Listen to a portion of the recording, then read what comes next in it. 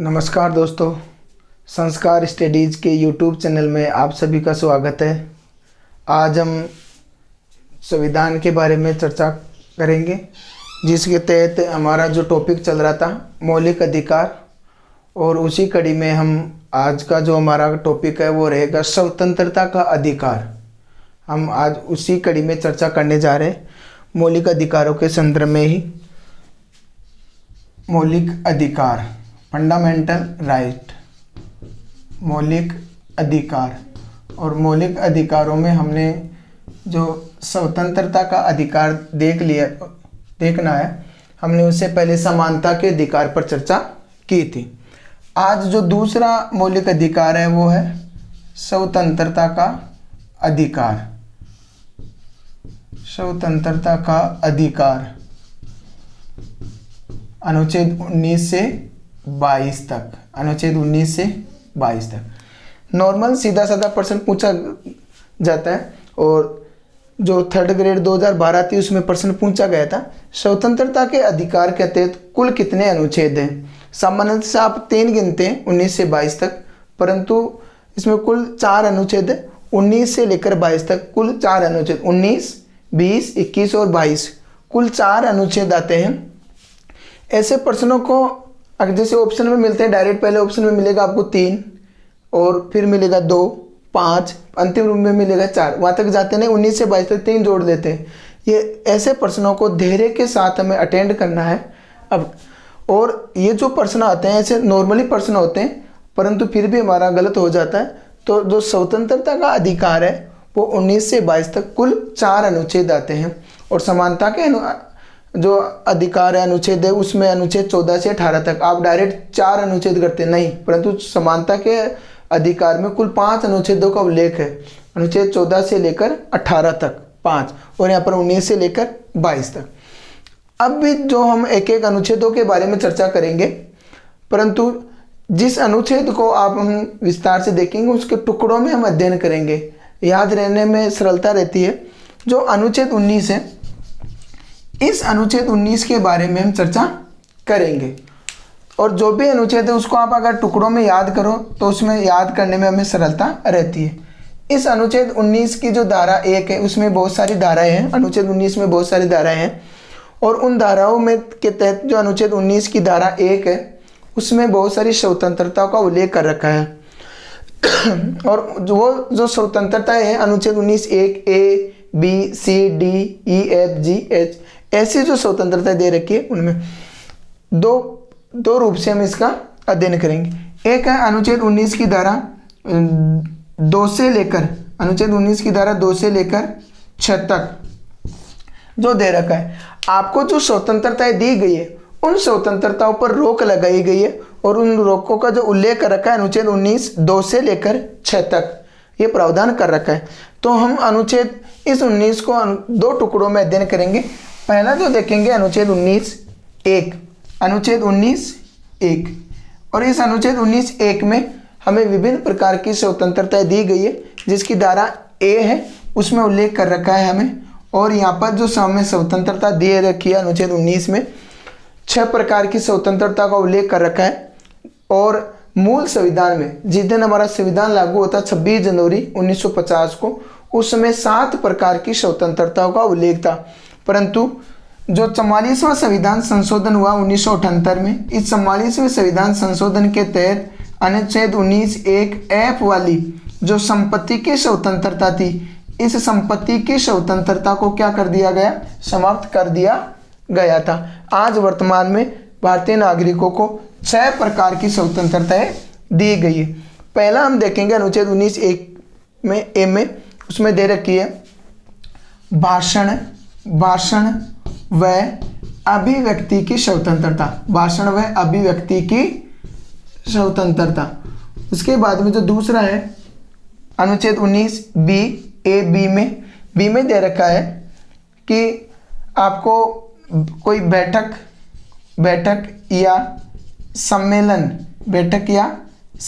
करने की स्वतंत्रता। आप परंतु जो भी बैठक करेंगे, सम्मेलन करेंगे, वो कैसे करेंगे, शांतिपूर्ण। कैसे करेंगे, शांतिपूर्ण आपको बैठक वह सम्मेलन करने की स्वतंत्रता है। आप बिना किसी हथियारों के, बिना किसी आरम्भ के आप कोई बैठक कर सकते हैं, सम्मेलन कर सकते हैं, आपको स्वतंत्रता दी गई।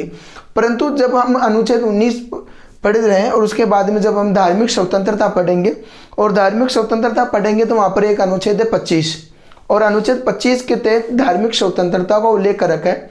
यानी अपने अपने धर्म के अनुसार आचरण, अपने अपने धर्म के अनुसार जो अपने अपने धर्म को मानने की जो परंपरा है, उसके अनुसार जो सिख संप्रदाय है, सिख धर्म के लोग हैं, जब गुरुद्वारे में अरदास करने जाते हैं, वहाँ पर प्रार्थना करने जाते हैं, तो बड़ी मात्रा में सिख समुदाय के लोग एक साथ इकट्ठे होते हैं और उनके धर्म के अनुसार आचरण करते हैं। वो अपने साथ कृपाण धारण करते हैं जो हथियार नुमा है, तो उसको जब वो एक साथ जत्थे में चलते हैं तो ऐसा लगता है कि बहुत सारे लोग हथियार लेकर कहीं एक जगह कोई बैठक या सम्मेलन में भाग ले रहे हैं। तो वो अनुच्छेद 19(a)(b) जो है यानी उसका उल्लंघन है।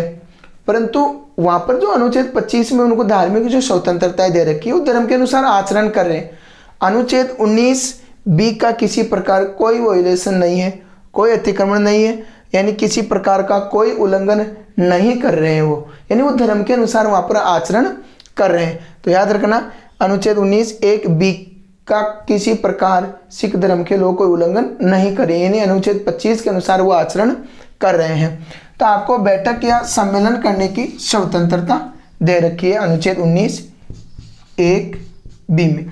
उसके बाद अनुच्छेद 19(1)(c) आता है। सी में दे रखा है आप कोई भी सभा या आप कोई समिति का गठन कर सकते हैं, आप कोई संस्था बना सकते हैं, आप किसी समिति का गठन कर सकते हैं, आप कोई किसी दल बना सकते हैं।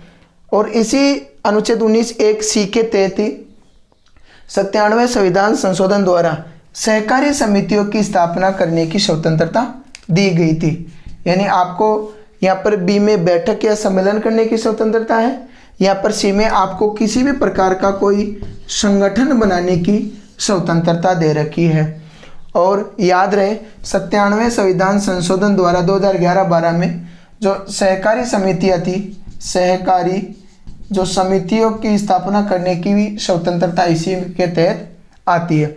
उसके बाद अनुच्छेद 1(d), इस डी में दे रखा है आपको भारत में कहीं भी घूमने की स्वतंत्रता, भारत में कहीं भी घूमने की स्वतंत्रता। उसके बाद में डी के बाद में आता है ई मतलब भारत में आपको कहीं भी भारत में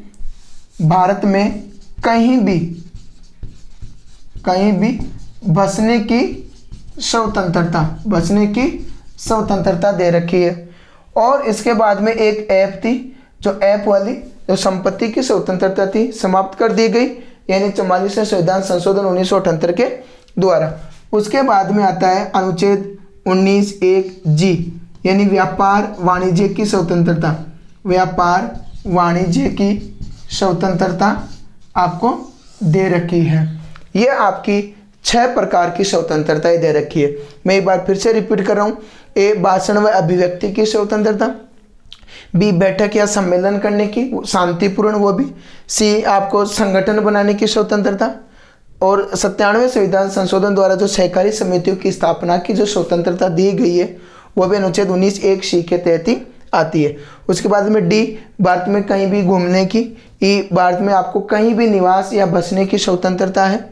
ऐप में संपत्ति की स्वतंत्रता थी, उसको समाप्त कर दिया गया। जी, व्यापार व वाणिज्य की स्वतंत्रता दी गई थी। ठीक है, यह आपको 6 प्रकार की स्वतंत्रताएं हैं। ये तमाम आपको चीज़ें गाइडों में भी बहुत सारी देखने को मिल जाएगी। अब जो बात है मोस्ट इम्पोर्टेंट, जहाँ से प्रश्न बनते हैं बाकायदा, ये सबको याद है, आप भी याद रख सकते हैं इसको आसानी से। परंतु आप अब देखना, यहाँ से जो बढ़िया प्रश्न बनता है, आपने जब प्रस्तावना पढ़ी थी और प्रस्तावना में आपने जो अनुच्छेद 19(1) में भाषण व अभिव्यक्ति यहाँ पर, और प्रस्तावना में आपने पढ़ी विचार व अभिव्यक्ति की स्वतंत्रता। विचार का मतलब होता है थॉट और भाषण का मतलब होता है स्पीच, दोनों एक है। ठीक है, तो भाषण व अभिव्यक्ति की स्वतंत्रता का उल्लेख अनुच्छेद 19(1)(a) में भी है और इस प्रकार की स्वतंत्रता का उल्लेख प्रस्तावना में भी दे रखा है। अब इसके तहत भाषण का मतलब आपको बोलने की स्वतंत्रता है। मैं जो बोल रहा हूँ एक प्रकार से वो स्वतंत्रता है, एक तरह से भाषण है, ठीक है। तो वो भाषण की स्वतंत्रता। अब अभिव्यक्ति क्या होती है, इस अभिव्यक्ति के संदर्भ में हम चर्चा करेंगे। बहुत बढ़िया प्रश्न बनता है अभिव्यक्ति के संदर्भ में, और मैं बड़े गजब तरीके से आपको अभिव्यक्ति के संदर्भ में समझाऊंगा। आप ध्यान से सुनना।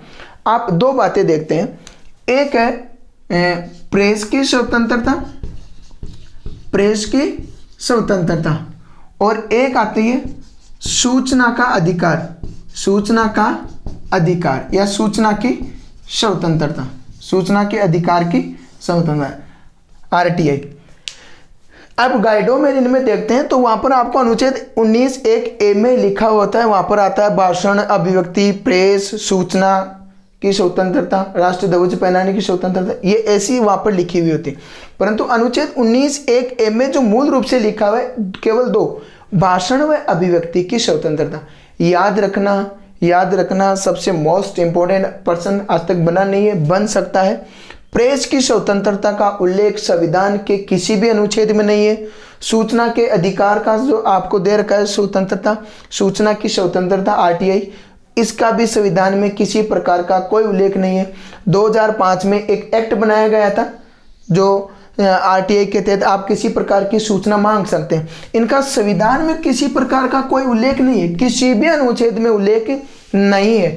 परंतु याद रखना, जो सूचना का अधिकार है, सूचना का अधिकार है, इस सूचना के अधिकार को, या सूचना की जो स्वतंत्रता है, इस सूचना की स्वतंत्रता को अभिव्यक्ति की स्वतंत्रता के तहत माना जाता है। अभिव्यक्ति की स्वतंत्रता के तहत माना जाता है। मैं एक बढ़िया गजब उदाहरण दूंगा आपको, आप दोनों देखना, प्रेस और सूचना का अधिकार।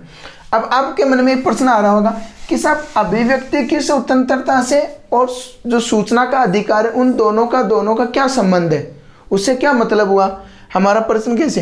देखो, जो अभिव्यक्ति, आप अपनी अभिव्यक्ति कब प्रकट करेंगे, आप अपने विचार कब प्रकट करेंगे, आपके पास जब सही सूचना होगी तभी तो आप अपनी अभिव्यक्ति प्रकट करेंगे। मैं मेरी अभिव्यक्ति, आप अपनी अभिव्यक्ति किसी भी प्रकार प्रकट कर सकते हैं। आप बोलकर प्रकट कर सकते हैं, आप नाचकर प्रकट कर सकते हैं, आप चुप रहकर प्रकट कर सकते हैं, आप डांस कर कर प्रकट कर सकते हैं, आप किसी प्रकार का कोई अभिनय करके प्रकट कर सकते हैं, आप किसी प्रकार की कला के द्वारा प्रकट कर सकते हैं। आप अपनी अभिव्यक्ति को किसी भी प्रकार प्रकट कर सकते हैं। आपको किसी प्रकार की खुशी हुई, आप डांस करने लगे, आप हंसने लगे, आप क्या करें, अपनी अभिव्यक्ति को प्रकट कर रहे हैं। और अभिव्यक्ति कब प्रकट करेंगे, जब आपको उस खुशी के बारे में किसी प्रकार की सूचना मिली कि साहब आपका फर्स्ट ग्रेड में सिलेक्शन हो गया। सूचना मिली, तुरंत आपने क्या की, अभिव्यक्ति प्रकट की। इसी प्रकार आप किसी भी व्यक्ति के बारे में आप उसकी आलोचना करेंगे, कब करेंगे, जब उस बंदे के बारे में आपको सही पता होगा। राजस्थान में गहलोत सरकार किस प्रकार काम कर रही है, कब पता चलेगा, जब आपको सूचना की स्वतंत्रता है, आपको सूचना मिलेगी कि इस महामारी के संदर्भ में जो राजस्थान की सरकार है साहब बहुत बढ़िया काम कर रही है। केंद्र में जो मोदी सरकार है वो किस प्रकार का काम कर रही है। जब आपको तमाम जानकारियां मिलेगी, सूचनाएं मिलेगी, तब आप अपनी अभिव्यक्ति प्रकट करेंगे। अब वो अभिव्यक्ति किस प्रकार की प्रकट करें वो आप पर निर्भर है। तो इस अभिव्यक्ति की स्वतंत्रता, ठीक है, और भाषण की स्वतंत्रता अनुच्छेद 19(1)(a) में है। परंतु स्वतंत्रता जो सूचना का अधिकार और प्रेस की स्वतंत्रता का उल्लेख किसी भी अनुच्छेद में नहीं है। मैं आपको एक उदाहरण दे रहा हूं, जो एक आया था इंडियन एक्सप्रेस वर्सेज भारत संघवाद 1985।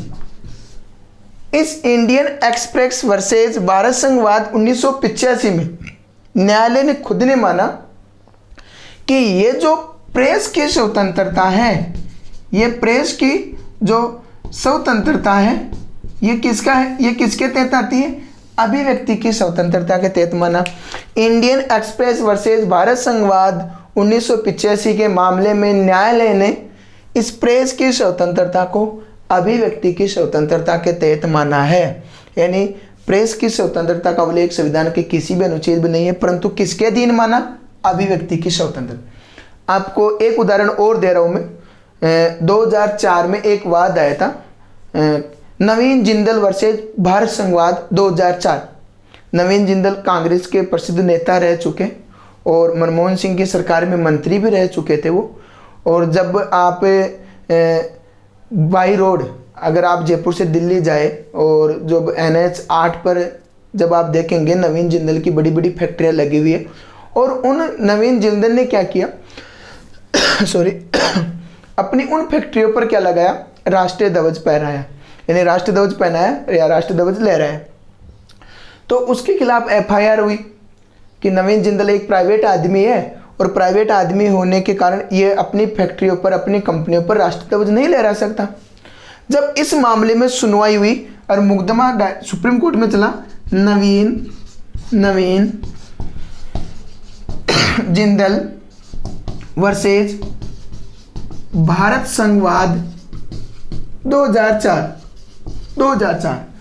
अब आप देखना, इस नवीन जिंदल वर्सेज भारत संघवाद 2004 में सुप्रीम कोर्ट ने बाकायदा कहा कि किसी भी व्यक्ति को अपनी कंपनी पर, अपनी फैक्ट्री के ऑफिस में, अपने घर पर या कहीं पर भी उसे राष्ट्रीय ध्वज लहराना, राष्ट्रीय ध्वज पहनाना अभिव्यक्ति की स्वतंत्रता है। और उस अभिव्यक्ति की स्वतंत्रता को अनुच्छेद 19(1)(1) के तहत माना। वो उसकी अभिव्यक्ति की स्वतंत्रता है, वो राष्ट्रीय ध्वज लहरा सकता है कहीं पर भी, किसी भी अपनी संस्था में, किसी अपने प्राइवेट ऑफिस पर, अपने घर पर। तो राष्ट्रीय ध्वज लहराने की जो स्वतंत्रता है वो किसके तहत है? अभिव्यक्ति की स्वतंत्रता के तहत।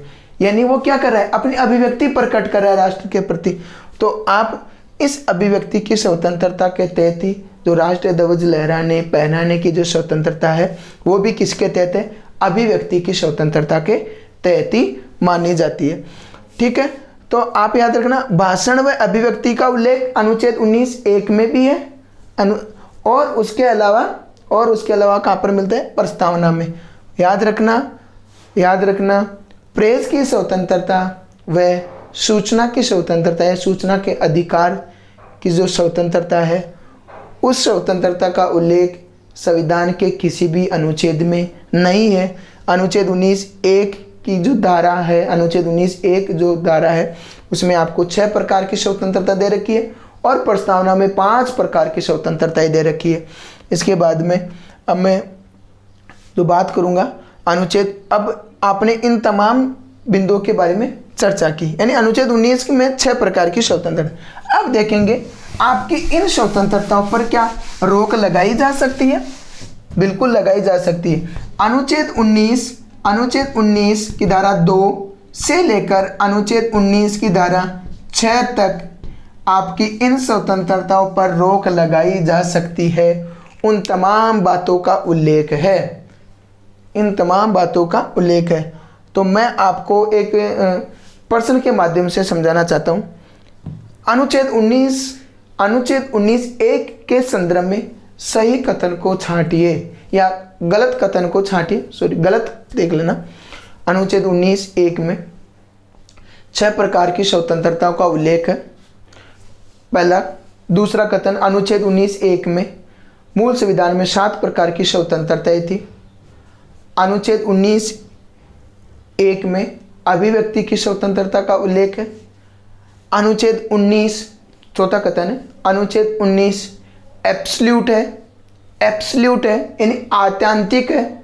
आत्यांतिक का मतलब होता है निर्बंधन रखना। तो क्या उस पर किसी प्रकार की कोई लिमिटेशन है या नहीं है? अनुच्छेद 19(1) में जो स्वतंत्रताएं दी गई है वो एब्सल्यूट नहीं है, उसमें विभिन्न प्रकार का निर्बंधन है, रोक लगाई गई है। क्या लगाई गई है? रोक लगाई गई है।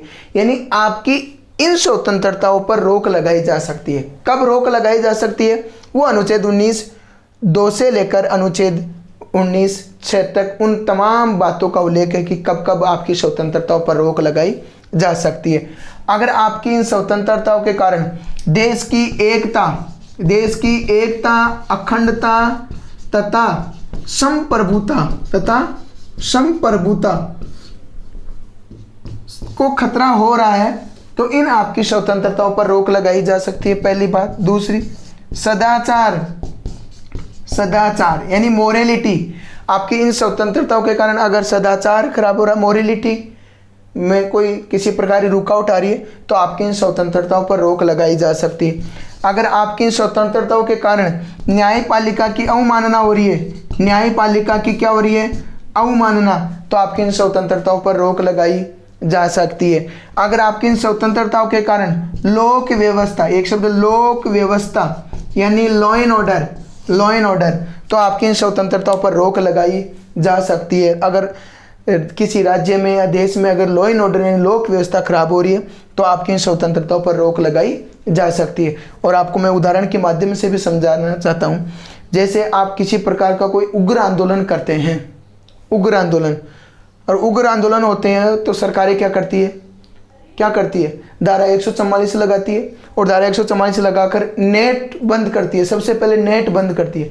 और नेट प्राप्त करना, इंटरनेट प्राप्त करना आपका क्या है, इंटरनेट प्राप्त करना आपका क्या है, आपकी स्वतंत्रता है, आपके अधिकार है। आप उस इंटरनेट के माध्यम से तमाम सूचनाएं प्राप्त करते हैं, तमाम जानकारियां प्राप्त करते हैं। परंतु सरकार क्या करती है, उस लॉ एंड ऑर्डर को मेंटेन करने के लिए सरकार क्या करती है, आपकी उन स्वतंत्रताओं पर क्या लगाती है, रोक लगाती है। क्यों लगाती है? क्योंकि उन आपकी स्वतंत्रताओं के कारण, क्योंकि आपको आंदोलन करने की, आपको सम्मेलन करने की स्वतंत्रता दी गई परंतु आपने शांतिपूर्ण नहीं किया, तो आपकी स्वतंत्रता के कारण क्या हुआ, लॉ एंड ऑर्डर, लॉ की व्यवस्था खराब हो गई। तो सरकार ने क्या किया, इंटरनेट बंद कर दिया, सूचनाओं का आवागमन बंद कर दिया और धारा 144 से लगा दी। ठीक है, तो लॉ की व्यवस्था। अगर आपकी स्वतंत्रताओं के कारण अगर किसी दूसरे देश को फायदा हो रहा है, दूसरे देश को क्या हो रहा है, फायदा, दूसरे देश को अगर लाभ हो रहा है, यानी अगर या उनसे संबंध, दूसरे देशों के साथ भारत के संबंध खराब हो रहे हैं, तो भी इन आपकी स्वतंत्रताओं पर रोक लगाई दी जाएगी। और लास्ट है, अगर आपकी स्वतंत्रताओं के कारण अपराधों में उद्दीपन मतलब अपराधों में वृद्धि हो रही है, अपराधों में क्या हो रही है, वृद्धि हो रही है, तो आपकी इन स्वतंत्रताओं पर रोक लगाई जा सकती है। बहुत बढ़िया प्रश्न बनता है। यहाँ से आपको 4 ऑप्शन देगा और उनमें पूछेगा निम्नलिखित कथनों में से या निम्नलिखित में से किसके आधार पर स्वतंत्रताओं पर रोक नहीं लगाई जा सकती। 3 ये देगा, 1 अलग देगा। ये 6 बातें हैं। आप इन 6 बातों को गौर से देख लेना। आपको ये बातें कहीं गाइडों में इनमें ज़्यादा विस्तार से लिखी हुई नहीं मिलेगी। आप एक बार फिर देखना। अगर आपकी स्वतंत्रताओं के कारण किसी देश की एकता, अखंडता तथा संप्रभुता को नुकसान हो रहा है तो रोक लगाई जाए। सदाचार, न्यायपालिका की अवमानना हो रही है, लोक व्यवस्था खराब हो रही है, दूसरे देशों के साथ संबंध खराब हो रहे हैं, अपराधों में वृद्धि हो रही है, तो आपकी इन स्वतंत्रताओं पर रोक लगाई जा सकती है। यह अनुच्छेद 19 में दिया गया। उसके बाद में हम देखेंगे अनुच्छेद 20। अनुच्छेद 20 में दे रखा है कि अपराध के संदर्भ में संरक्षण, अपराधों के संदर्भ में संरक्षण, यानी आपने अपराध किया और अपराध करने के बाद आपके जो, अब हम देखेंगे अनुच्छेद 20। इस अनुच्छेद 20 में लिख रखा है अपराधों के संदर्भ में, अपराधों के संदर्भ में संरक्षण, अपराधों के संदर्भ में संरक्षण, यानी इस अनुच्छेद 20 में 3 बातों का उल्लेख कर रखा है। कितनी बातों का? 3 बातों का। और 3 बात वो कौन कौन सी है? अनुच्छेद 20 की धारा 1 में दे रखा है, क्या दे रखा है? उसमें दे रखा है कि अगर किसी भी व्यक्ति ने जिस समय अपराध किया और अपराध करने के समय जो कानून लागू था जो कानून लागू था उसी कानून के तहत उसे क्या मिलेगी, सज़ा मिलेगी। यानी बदले हुए कानून के तहत उसे सज़ा नहीं दी जा सकती। जैसे किसी व्यक्ति ने कोई अपराध किया 20 मार्च 2020 को अपराध किया और 10 अप्रैल 2020 को सरकार ने उसके संदर्भ में कोई नया कानून बना दिया हो। जैसे मैं आपको देखा, जो रेपिस्ट होते हैं, रेपिस्टों के लिए जैसे मान लिया उसने 20 मार्च 2020 को कोई कुकृत्य किया और उसके बाद में जिस समय उसने अपराध किया था उस समय फांसी की सज़ा का प्रावधान नहीं था, ठीक है। मान लिया उसके बाद में सरकार ने क्या कर दिया, 10 अप्रैल को एक नया एक्ट बना दिया और उसमें कहा कि जो रेपिस्ट होंगे उन पर जो मृत्युदंड हो यानी फांसी की सज़ा का प्रावधान किया गया। और इस बंदे की सुनवाई हो रही है 20 अप्रैल 2020 को। तो इस बंदे को जो सज़ा मिलेगी इस कानून के तहत उसे सज़ा नहीं मिलेगी। पूर्व जिस समय उसने अपराध किया था, अपराध के समय जो कानून लागू था उसी कानून के तहत उसे क्या मिलेगी, सज़ा मिलेगी। बदले हुए कानून के तहत उसे सज़ा नहीं मिलेगी। अर्थात पूर्व की तिथि से उसे किसी प्रकार की हानि नहीं दी जा सकती है। अब इसकी जो धारा अगली धारा है अनुच्छेद 20 धारा 2। इसमें हम देखेंगे, आपने पहले देखा कि जिस समय अपराध किया उस समय जो कानून लागू था उसी कानून के तहत उसे क्या मिलेगी, सज़ा मिलेगी। आप देखिए अनुच्छेद 20 धारा 2, इसमें लिख रखा है कि किसी भी अपराधी को या किसी भी व्यक्ति को स्वयं के विरुद्ध गवाही देने के लिए बाध्य नहीं किया जा सकता।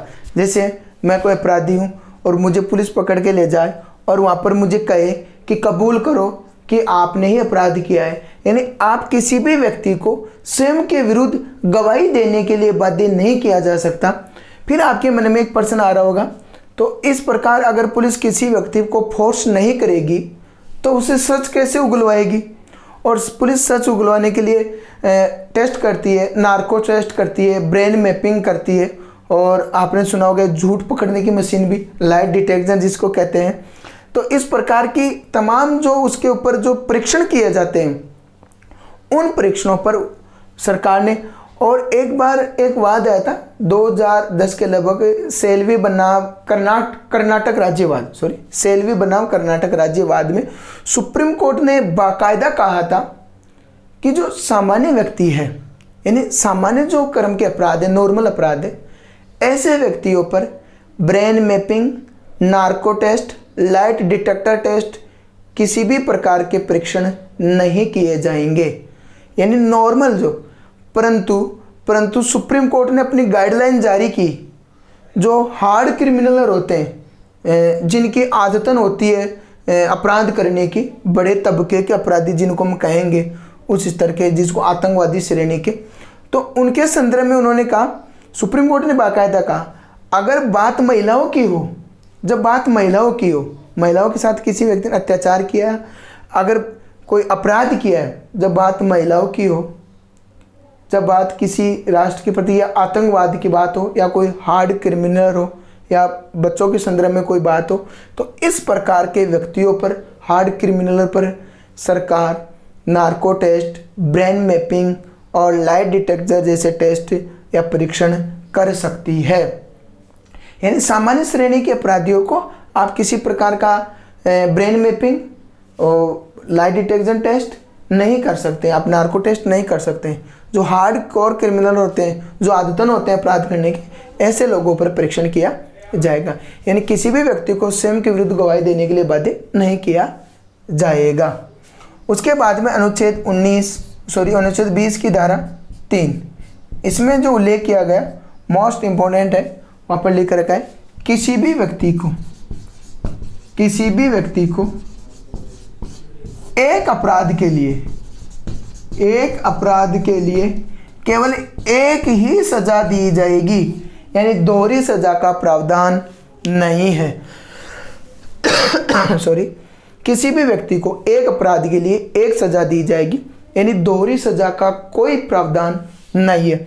मैं इसको भी आपको बड़े बेखूबी तरीके से उदाहरण देकर समझाऊंगा, और मैं ऑफलाइन बैच में भी इस प्रकार का उदाहरण देता हूं, जो अनुच्छेद 20 की धारा 3 को समझाने के लिए। उसमें लिख रखा है, एक अपराध के लिए एक ही सज़ा का प्रावधान है। एक अपराध के लिए केवल एक ही सज़ा। अब देखेंगे आप अनुच्छेद 20 की धारा जो 3 में लिख रखा है, एक अपराध के लिए एक सज़ा किस प्रकार। आप 21 मई 1991 को राजीव गांधी की क्या हुई थी, हत्या हो गई थी। राजीव गांधी जी की क्या हो गई, हत्या। और आपको सबको पता है जो हत्या हुई वो लिखते कि आतंकवादी संगठन ने की थी। 21 मई 1991 में दक्षिण भारत में रैली को संबोधित कर रहे थे, उस दौरान उनकी हत्या कर दी गई। 1991 में जो उनकी हत्या करने वाले जो लिखते कि आतंकवादी संगठन के लोग थे, उनको गिरफ्तार कर लिया सभी को। और गिरफ्तार करने के बाद जो ट्रायल कोर्ट में उनका केस चला, और ट्रायल कोर्ट ने उनको क्या दी, फांसी की सज़ा सुना दी। फांसी की सज़ा सुनाने के बाद 1994 में ये गए कहाँ पर, मद्रास हाई कोर्ट में। उस मद्रास हाई कोर्ट में गए, और मद्रास हाई कोर्ट में जाने के बाद मद्रास हाई कोर्ट ने इनकी फांसी को क्या रखा, बरकरार रखा। यानी 1998 में मद्रास हाई कोर्ट ने कहा कि फांसी तो लगेगी। यानी जो ट्रायल कोर्ट ने जो फैसला दिया था, उसी फैसले को हाई कोर्ट ने क्या रख दिया, बरकरार। मद्रास हाई कोर्ट ने ट्रायल कोर्ट ने 1994 फांसी की सज़ा सुनाई, वो मद्रास हाई कोर्ट में अपील की। मद्रास हाई कोर्ट ने 1998 में इस फैसले की सुनवाई करते हुए इनकी जो सज़ा थी उनको जारी रखा कि फांसी।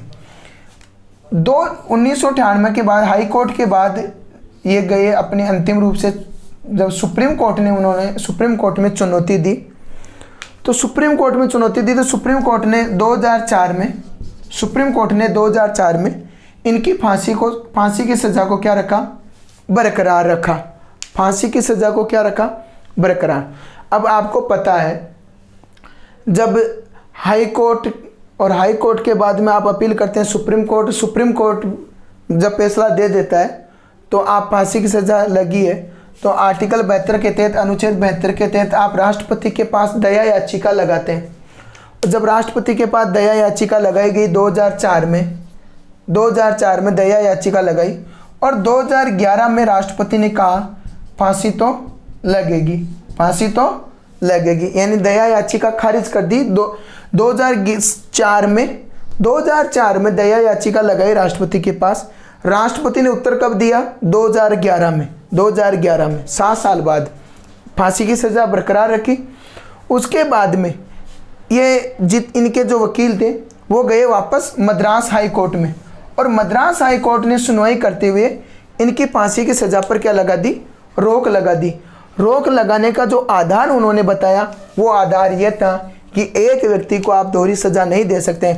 आप 1991 से 2011 तक आप 20 साल किसी व्यक्ति को जेल में रखकर आप उसको फिर 20 साल बाद में फांसी दे रहे हैं, ये दोहरी सज़ा हो गई। दूसरी बात, उनका जो मेन फोकस था मद्रास हाई कोर्ट का कि 2004 में राष्ट्रपति के समक्ष क्या की, दया याचिका लगाई, और 2011 में राष्ट्रपति ने क्या कहा, 2011 में हाँ या ना कहने में राष्ट्रपति ने कितने वर्ष लगा दिए, 7 वर्ष राष्ट्रपति ने हाँ या ना कहने पर मेन मुद्दा इसको बनाया उन्होंने। तो 2004 से लेकर 2011 तक 7 वर्ष तक।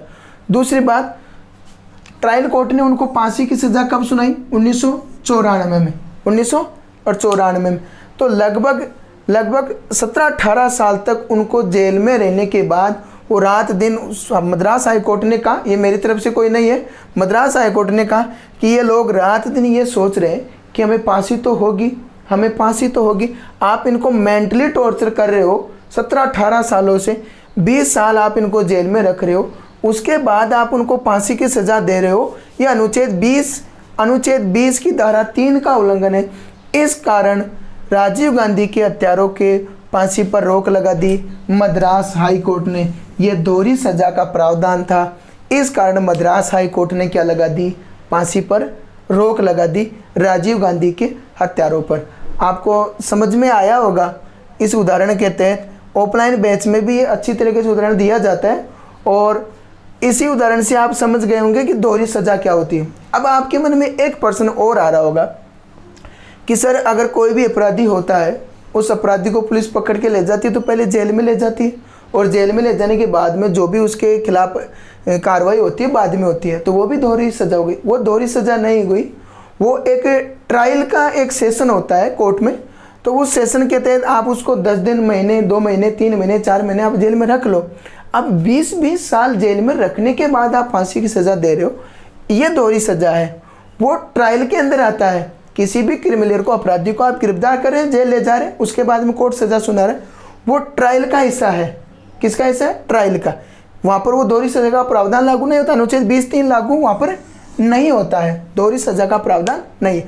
दोहरी सज़ा ये है 20 साल जेल में रखे, जेल में रखने के बाद आप एक सज़ा तो ये हो गई उनकी और एक सज़ा अब आप उनको फांसी की सज़ा दे रहे हो, जबकि कोर्ट ने 1994 में फांसी की सज़ा दे दी थी उनको। इस कारण यह अनुच्छेद 20 की धारा 3 को आधार बनाकर मद्रास हाई कोर्ट ने राजीव गांधी के हत्यारों पर फांसी पर क्या लगा दी? रोक लगा दी और आज भी वो रोक जारी है। आज हमने अनुच्छेद 20, 19 और 20 के तमाम बिंदुओं के बारे में चर्चा की। ठीक है, मुझे विश्वास है आपको समझ में आया होगा। आज के टॉपिक में इतना ही लेंगे, तब तक के लिए धन्यवाद।